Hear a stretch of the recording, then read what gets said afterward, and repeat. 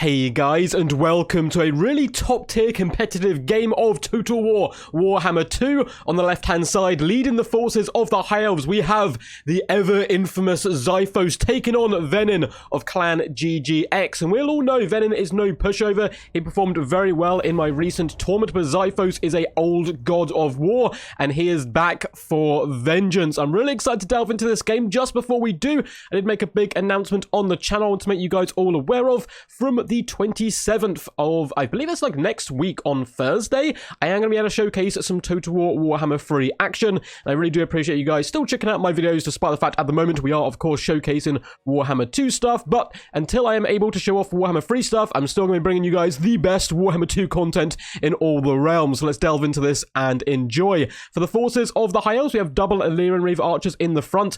These guys used to be on the periphery. You know, High Elf players used to think about these bad boys back in the day, but now they are such a crucial counter-skirmishing element that the High Elves have to offer. We also have some spearmen in quite a wide formation, relatively well spread out here. We even have some more elite troops in the back in the form of the Phoenix Guard, and their main job is to protect this unit of Sisters of Avalon. We have some Swordmasters of Hoef, so mixing up with the elite infantry, and some Dragon Princes as well. So a pretty juicy build coming in from the High Elves here. We have Rangers, a Mage of Life with Earthblood, which I highly would recommend with this build because we have the Swordmasters, the Phoenix Guard, but also up in the skies, two single entity monsters. With one piece of artillery down here, an Eagle bolt thrower spread quite far ahead and advanced in front of the High Elf formation. Interesting tactic there. We're going to have to see how it unfolds. We have an Arcane Phoenix up in the skies. Now, Arcane Phoenixes are, really expensive.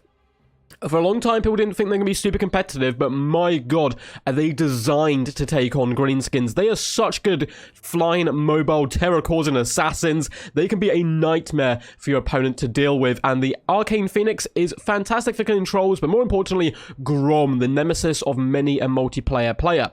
Archmage of Death floating through the sky with Spirit of Leech up to no good as usual, and that's going to be it for the High Elf forces. For the Greenskins, of course, a load of Skirmish Gav, Forest Goblin Spider Riders, as well as Goblin Wolf Riders dotted all on the flanks, and we have Orc Boar Boy Biggins in that central pocket. Looks like a couple of units there mixed in with some more skirmish cab in the form of the Morgrub's Mangy Marauders. We have an Orc Shaman coming in with Here We Go and Fist of Gork, and of course Grom the Paunch. It's not a competitive greenskin build without Grom being brought somewhere. I like the inclusion of the Orc Boar Chariots as well. I think they can do some really decent damage against the packed formations of the High Elves, and the main battle line's nothing to really write home about. Majority is just the good old standard Gobbos, some Night Goblins, Savage Orcs, and one unit of Stone Trolls in the mix. Without further ado, let's get this battle underway. So a nice early little Spirillage goes down on the Morgrub Mangy Marauders with some focus fire from the Illyrian Reavers. They should be able to take them down relatively quickly. Now, the bolt thrower seems to be opened up, right? It's this kind of sacrificial lamb to the slaughter for the Greenskins to come into, but it is certainly a trap. Phoenix Guard are right here, plus it's going to allow these Sisters to do a bit of nice Overwatch fire, and it looks like the Greenskins are not going to fall for that trap. Not going to simply bomb rush in to try and take out the bolt thrower. They're playing it a little bit more patiently, taking a load of fire early on, but they need to wait for that infantry force and do a push together, which is definitely the best way to play this. Arcane Phoenix is floating around, just duking back and forth. Good top tier play here, just trying to bait out enemy ammunition where possible, while his own Reavers as well as Sisters of Avalon are bringing the pain to the enemy skirmish core, which is taking significant damage now, though the Archmage has also got in there with some Spirit Leeches. You can see in the back we have Goblin Wolf Riders as well as Forest Goblin Spider Riders starting to circle the Elvish formation, waiting for the perfect moment to strike. They're well aware there's Dragon Princes nearby, but the Dragon Princes can only be in so many locations in one go, and this is huge. So the Arcane Phoenix swoops down, screeching a death cry onto Grom. He gets hit by a Spirit Leech, plus the Sisters of Avalon are shooting him in his rear, and look how quickly Grom is going down here. Lucky Banner has been popped to give him that little bit of durability. He has the regen, but he is getting slapped right now. Stone Trolls, the Orc Boar Boy Biggins, Goblins, everything is being pushed forward to save their Liege Lord, driving in. Even the Phoenix Guard are trying to get in with their halberds, and Grom actually turns around and starts slapping up the Archmage of Death. He ain't out of this fight yet, not by a long shot. With all his buffs popped, he is a literal god of war on the mortal planes, and he is slaughtering the Archmage himself, though, is also starting to struggle. We do get a big fat Here We Go down. Unfortunately, a tad too late as the Stone Trolls and Grom the Paunch are forced from the battlefield. In the back, things are getting really messy as well. Dragon Prince is slaughtering the lesser enemies and really running through the Wolf Riders and Forest Goblins without taking too much damage, though it looks like the Sisters were a little bit overwhelmed there, and some Reavers actually had to pull back and be used in melee to support.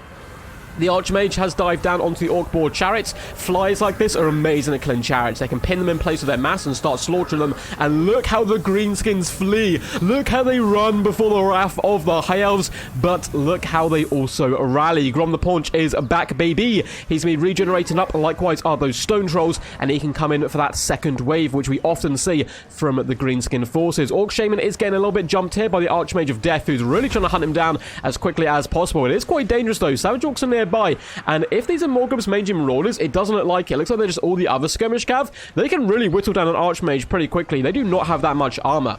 Swordmasters are twirling their blades and arcs of death as they decapitate heads, sever limbs, and just all-round slaughter some of the Savage Orcs who are trying their best. They may lack in skill, but they certainly make up for that in their savage kind of want for war and carnage. Phoenix Guard, though, moving into support and pinning the Stone Trolls alongside the Arcane Phoenix is a beautiful play.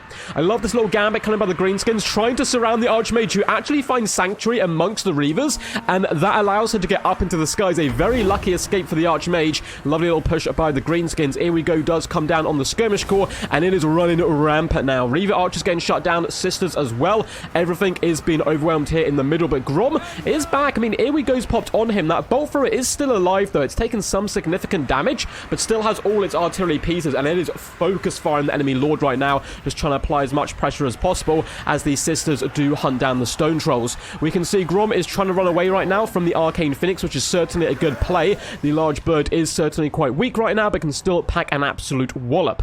Forest Goblin Spider Riders are continuing to pour on fire. Likewise are the Goblin Wolf Riders circling the battlefield, but the Arcane Phoenix once again is going to swoop down in. Grom will be popping the lucky banner here, and Grayton is here, and he might be able to turn around and actually face the enemy, but he is currently swooping through all the enemy infantry instead.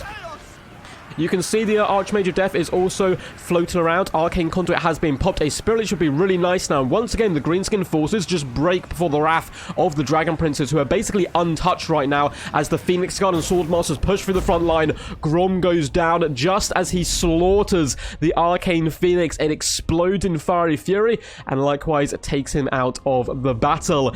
A really fun game, very top tier, some lovely gambits by both sides, and also some really pivotal moments, particularly that Archmage trying to swoop up into the sky by hiding amongst her own Reavers as the Greenskin skirmishers surrounded, because if she'd been caught there, almost certainly it would have gone down and died, and that completely switches the game on its head.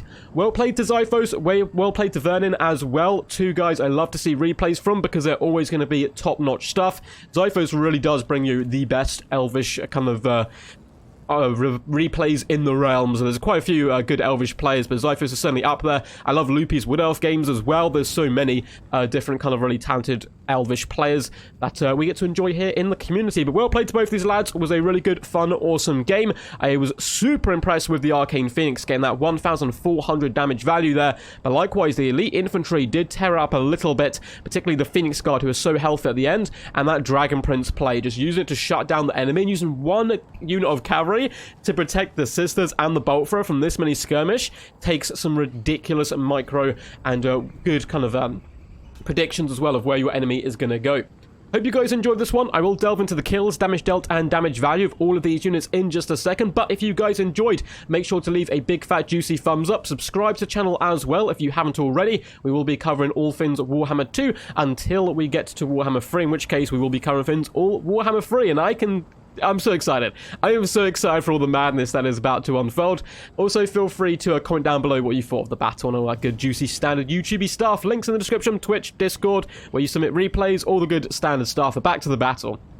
This was a real romp, kind of coming in here, and these guys just butting heads. It was real blood and thunder the entire time and was super messy, and those are the kind of games that I love. Zyphos coming in with 961 damage value on his Archmage. I'm a big fan of the Archmages on Eagles in general. A lot of utility in them, and just coming in with that spamming Spirit Leech can be really quite potent and deadly. I also like the idea of bringing the Earthcaster, just because there's a lot of elite troops around.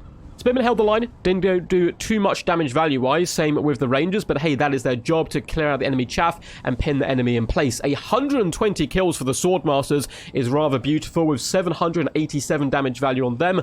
The Phoenix Guard, only 37 kills were used in a deep reserve, but I kind of agree with that decision to protect the range, because it's so crucial to taking out the big targets of the Greenskins. Only 37 kills on them, 600 value, but very healthy, so they had plenty more to give. Sisters were used really nicely, 870 value and still alive at the end game. 131 on the Dragon Princes with 850 value. Allium Reavers, 400 and 400 again damage value. Had an okay day, not the best. They were up against the odds, though, really outnumbered. Arcane Phoenix, 66 kills, 1.4 value. 800 on that bolt throw, which somehow survived all that unrelenting greenskin pressure.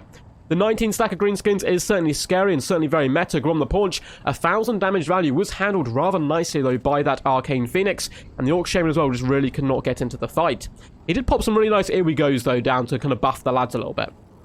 The Gobbos didn't do too much, and I think the infantry in general is really going to have struggled. Look at this, already low hundreds for damage value, and that's because, hey, some of them could get to grips with Rangers and Spearmen, but the majority is against elite Elvish units who just decapitate your forces really quickly and just started to push through.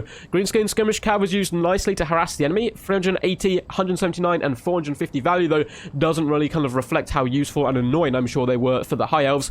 340 value on the Chariots, 200, 400 on the Greenskin Cavalry, and the Skirmish Cav range, 360, 300, 1,197 damage value.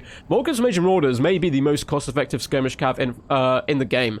Trying to think if there's a better one, but Morgan's Major Marauders are disgustingly good. They're so powerful. And 980 on the Stone Trolls, who are very healthy, unfortunately. They do suffer from being a troll and breaking kind of quite consistently through the battle.